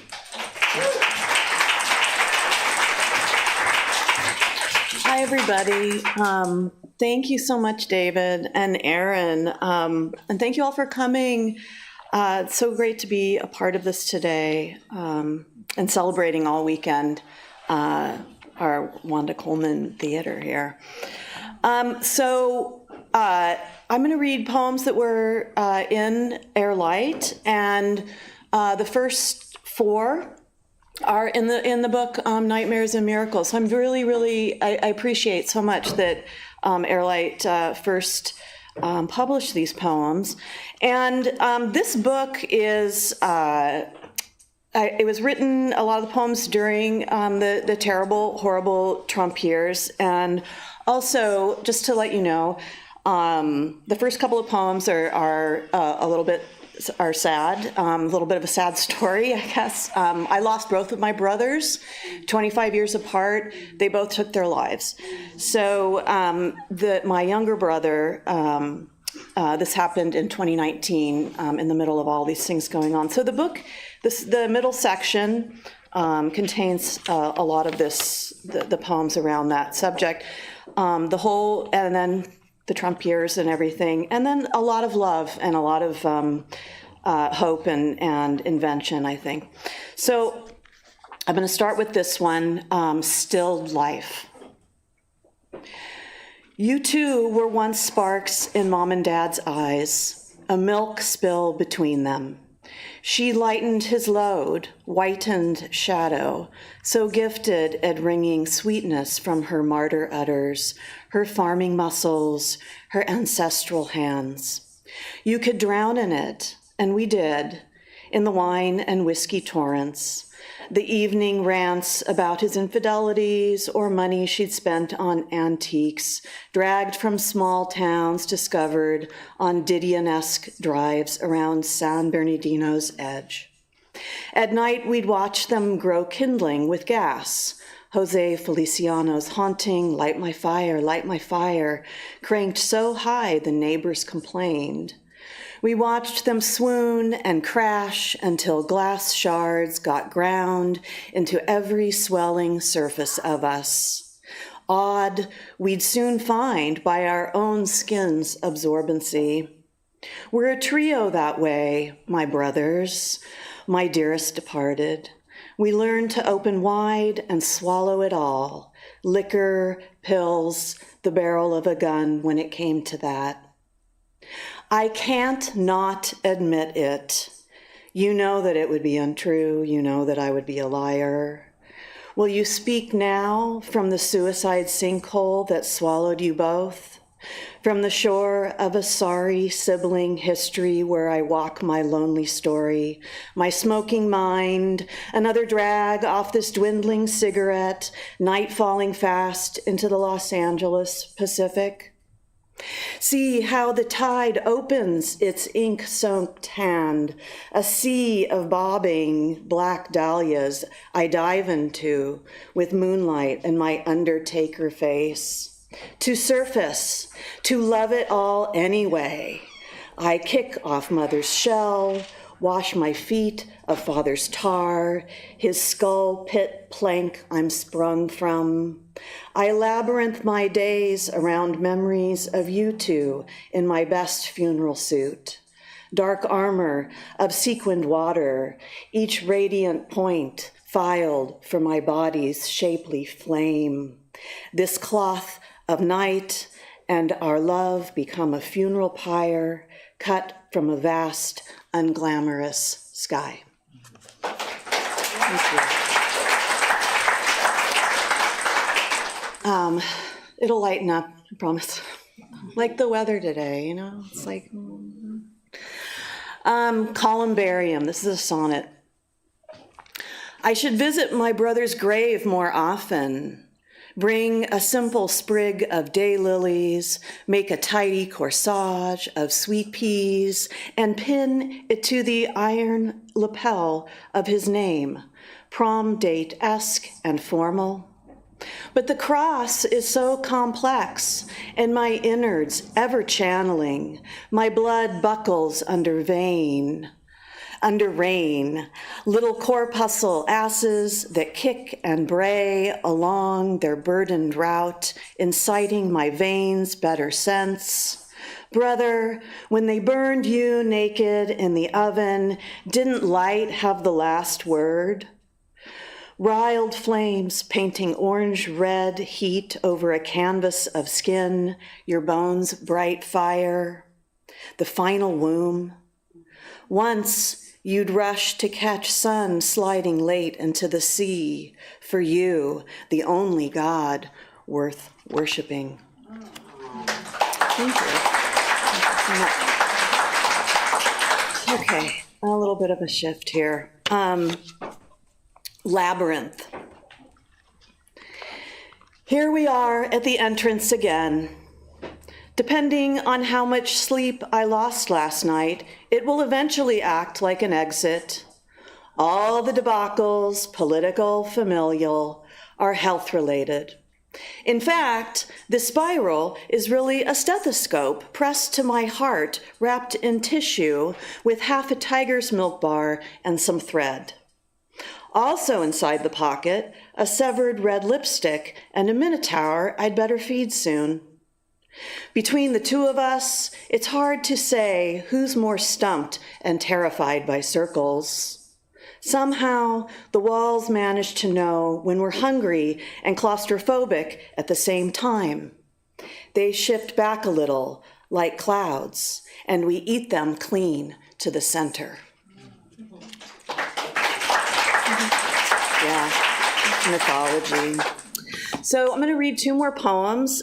This one is we have two sons. We love them so much. They're our muses. They're our life. And our younger son, Emmett, is an artist and a writer, a screenwriter, and he's really my muse. And we work together a lot. So we'll go off to,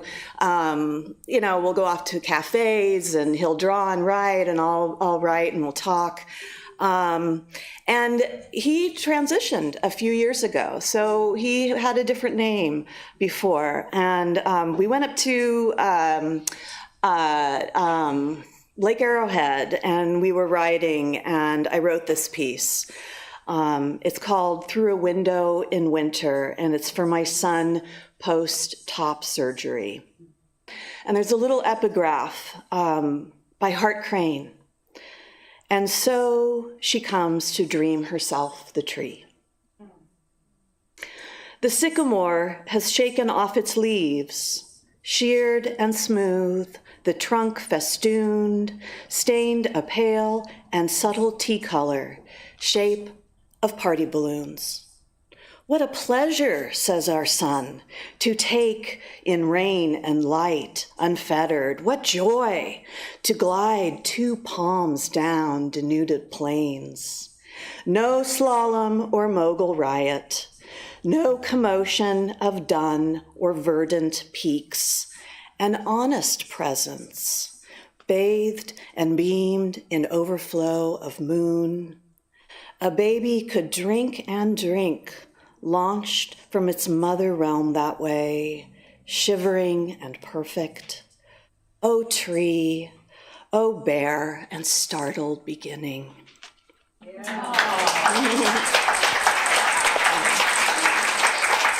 Thank you. He liked it too, and that's really, I always have to check and see if it's okay. So this last poem, this is nice because it went from very prose, and this last piece is the eponymous poem for my next chapbook, Dummy Ventriloquist, and I was so thrilled that David and Aaron took this one as well. So this was written walking around this great exhibit at LACMA, LA County Museum of Art, where I go a lot and wander around in the park there, and it was an exhibit called Not I, Throwing Voices. And I just was walking around and everything just was speaking to me, you can imagine. And I wrote a bunch of things down that I saw and I heard, and then I worked on it and put this together. Dummy Ventriloquist. Or a misalignment of voice and body. Some folks get paid not to let you in. While my lips won't move, having mastered the virus speaking through hidden identities. The artist with various hats on inside a bubbly tower reduced to marbles in the mouth.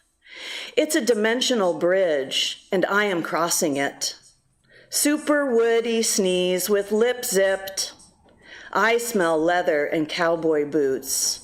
Red trim transmitting ire inside a deep-seated ear, my crying bust of a child.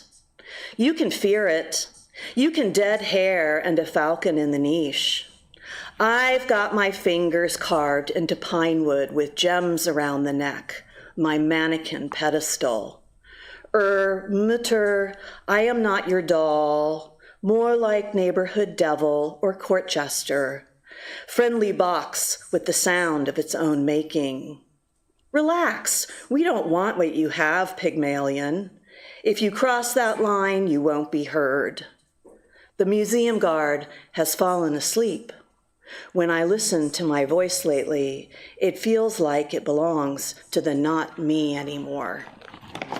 Thank you.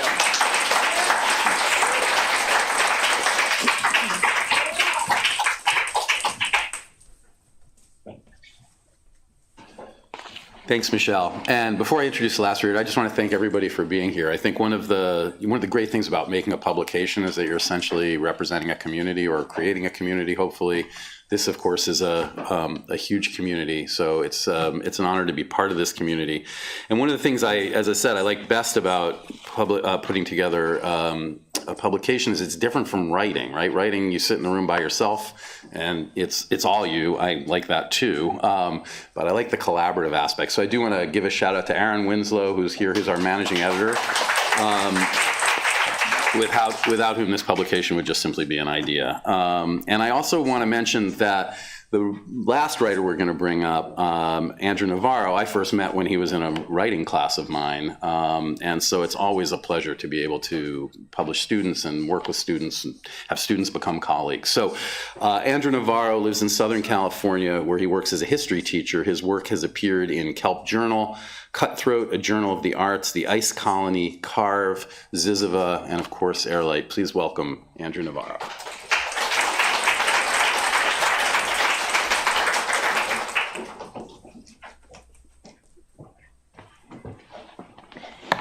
How's it going? First, I just want to thank everyone for putting this together, for David and Airlight, and let's get to it. So I have a few poems that just kind of go over my interest and what a lot of my poetry covers. As David mentioned, I'm a history teacher. So the first two poems deal with that. This first one is titled On How to Teach American History. On How to Teach American History. Review the Battle of Antietam with PowerPoint, instructing students to take notes, to write and submit their summaries, then staple together. Pile in hand, explain how the dead now reside in their sentences. Demonstrate this by cupping your ear, saying, just as I thought. I can hear Yankee Doodle playing in the background. The sound of rifles and cannon fire in the distance as the sun bears down the necks of men marching through cornfields.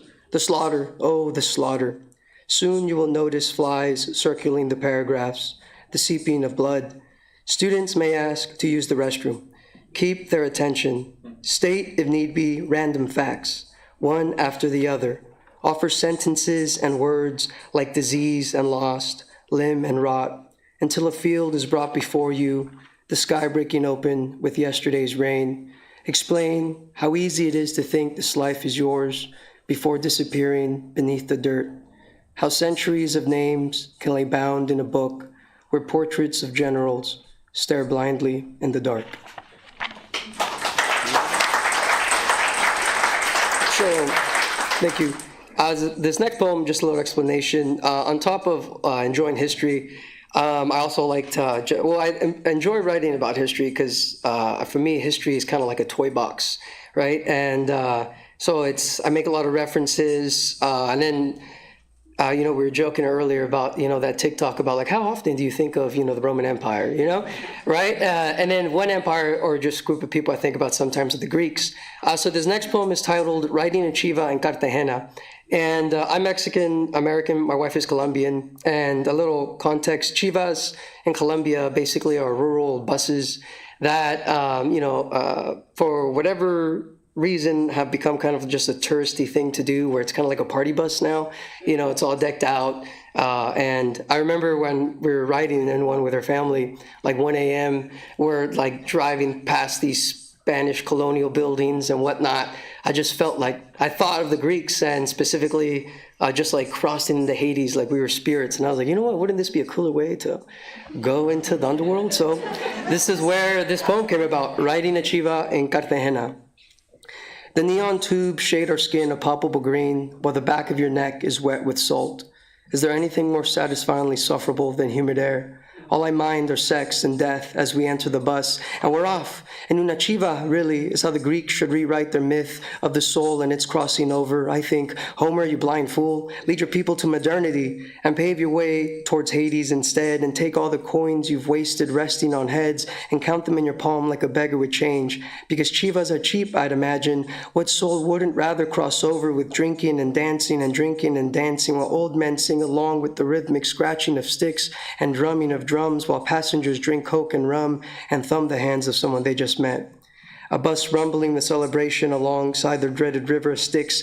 Porque aquí en Colombia vivimos. And Sharon, that old bag of bones, refuses to drive. I know of a guy, Chucho, big and strong, who'd take the job if the money was right. He'll keep the bus roaring, smiling all the way, toothpick and grin all day and all night, zipping past traffic and running all the red lights. Man, I tell you, he'll keep the bus swerving all day and all night, cantando y cantando as you cross over, bottle in hand, singing praise to the air and this beautiful life. Ay, he'd scream, "Qué bonita es esta vida."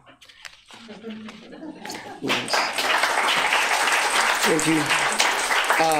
And then on top of just historical history, I also like to mess with my own family history and, treat that as the toy box, if you will. So this one also came out in Aerolite. It's titled The First Rider in My Family. So here we go. Also, this one involves me attempting accents, French and apparently Austrian, and I'm not good at that, so I apologize. So if you hail from those lands, I'm sorry. All right, so the first rider in my family. Some claim dementia and others imagination, but all conceded that my great-grandfather's aberrations towards the end of his life only matched his threadbare sweaters and tattered caps. If you were inclined to spectacle, then shadowing Jimmy, as he was known, would have been a good course of action. With preternatural fashion, my great-grandfather changed upon crossing the thresholds of particular establishments. As Monsieur Lucas, he riveted cafes with his rambunctious and explosive displays. "Excusez-moi, monsieur, another sandwich, s'il vous plaît." Or as Hans, a drunk Austrian who frequented the bars in constant search of his friend, Fernando Gonzalez. Have you seen him, my good friend Fernando? A suspicious man, he would hang copies of his manuscripts over balconies, exposing the pages to the thrashing of wind. Some considered him a genius, but his granddaughter never understood why he was held in such esteem by anyone. His granddaughter, my mother, hated him, she would explain shortly after his death. He spent most of his days in the closet, arguing with each jacket and coat, the few months of the year he was ever home. At night, she said, all I remember him doing in the dark, alone, was yelling into the mirror, angry and weeping.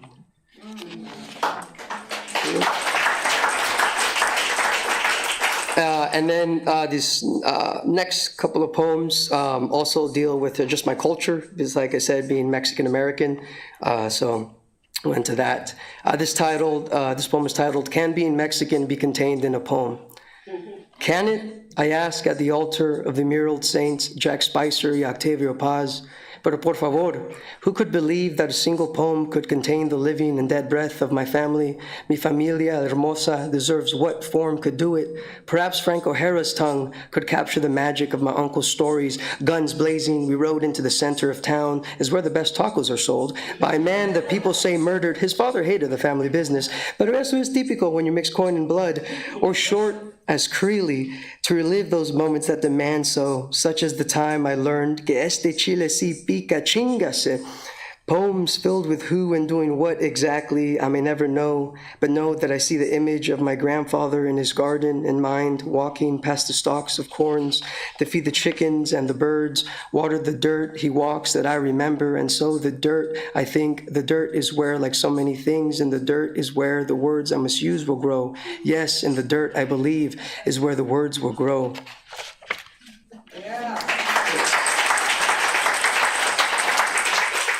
And then this next poem, it's titled Chunti Town, and I was trying to find a way to define Chunti, because for me, I've seen it used kind of to describe let's say a particular style. Sometimes I think of someone mentioned banda and ranchero, and then being that I'm Mexican and my wife's Colombian, she sometimes likes to point that out. We have you would be surprised how much beef there are with Latin Americans. We always argue about whose food's better and whatnot. And this was around 2018 when Mexico had just beat Germany in the World Cup, and that gets referenced here in the poem. And we're driving through Fontana, and there's just all this celebration. And then, she just jokingly said, oh, it looks like Chunti Town. And so then I was like, you know what? I'm going to take that. And hence, Chunti Town was born. So, Chunti Town. Read welcome to Chunti Town, as entering city tattooed on faded skin, a cement wall bold like prison ink, rocked on flexed forearm, cupping wet glass cup of ice-cooled michelada drink, quenching thirst for puckered brown lips that swept beneath thick whisker mustache on hot summer day. City that you never knew existed but always existed. Words offensive like chunti here ain't offensive because everything too chunti to be offended. Trees too busy growing plump lemons in yards plucked and fat flesh cut, sliced and squeezed over meat grilling over flame. It's barbecue day. Y la selección just be Germany. People too busy celebrating and crying to be offended. Women too busy drawing their faces. Kids running along chain-linked fences and old men too busy talking concrete pouring, backbending, knee-breaking work, limping to the liquor store. While the man in the dress is too busy screaming Jesus in the donut shop to care for the stare of snobby tie. Yes, he who is she is chunti, so what? Let he who is she in dress over phone address their mother. Let he who is she scream the Lord's name because he who is she is on fire. Can't you see their shoulders? Because he who is she has been touched by Holy Spirit, got skin peeling in flakes like onion. Mama, oh my God, Jesus is beautiful. This feeling, Mama, I have is beautiful. See, Mama, see.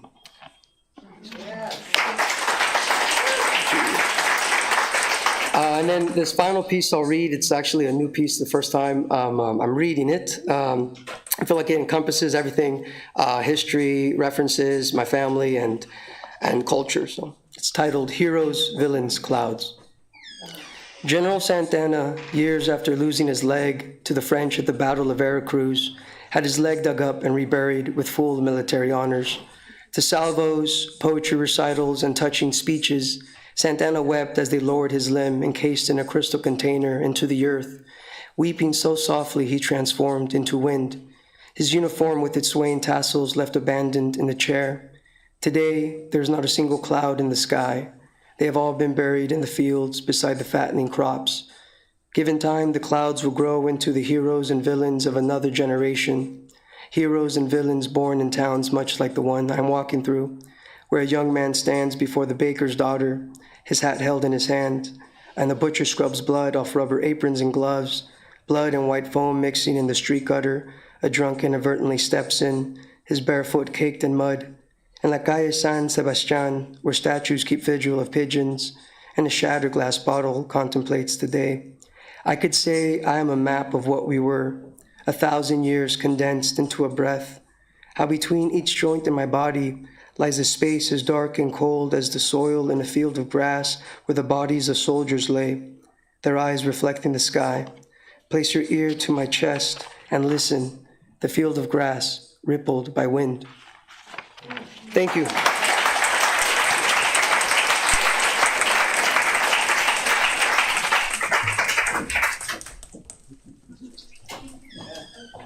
Round of applause for all our three presses, literary magazines, Airlight, Huizache, World Stage Press. Thank you all. So this just ended the first program of the festival, second day of the festival, but we have books in the bookstore, we have a food vendor right outside on the patio, and our art gallery downstairs and upstairs. So yeah, feel free to hang out. Thank you.